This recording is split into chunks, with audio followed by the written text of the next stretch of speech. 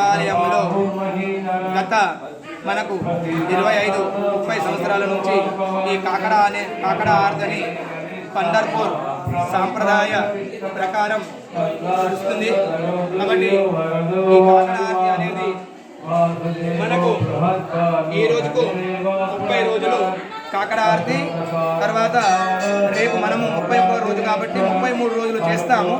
కావున ఈ రోజుకు 30 రోజులు కాబట్టి ఈ రోజు రుక్మిణీ పాండురంగ కళ్యాణ మహోత్సవము.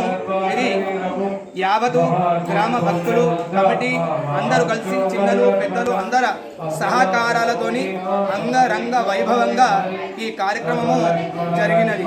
ఈ కళ్యాణము